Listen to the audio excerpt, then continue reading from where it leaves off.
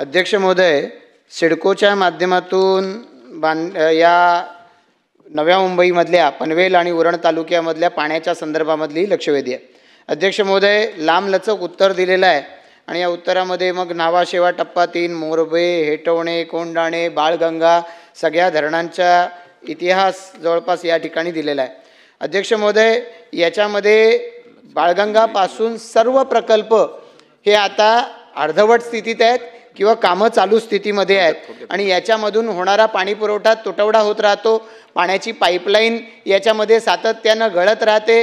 2-2, 3-3 दिवस पाणी बंद केलं जातं आणि प्रचंड संताप या ठिकाणच्या खारघर, कामोठा, तळोजा, कळंबोली, पनवेल, उलवा, करंजाडे, द्रोणागिरी सर्व वसाहतींमध्ये तुटवडा आहे.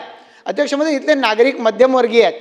कदाचित कुटुंबामधले दोघंही कामावरती जातात आणि मग अशा वेळेला पाणीच नसेल, आंघोळच करू शकत नाही अशी स्थिती आहे. लाखांचे, काहींनी करोडोंचे फ्लॅट घेतलेत आणि आंघोळीला पाणी नाही, टॉयलेटला पाणी नाही अशी स्थिती आहे. अध्यक्ष महोदय, या मंडळींची चिडचिड, यांचा संताप हा पाहिल्यानंतर आमच्यासारख्या लोकप्रतिनिधीला घरात बसूनही वाटतं. कारण सकाळ सकाळी येऊन ठेपतात. दिवाळीच्या दिवशी घरामध्ये आंघोळीला पाणी नाही असं येऊन सांगतात. अधिकाऱ्यांवरती याचा काही फरक पडत नाही.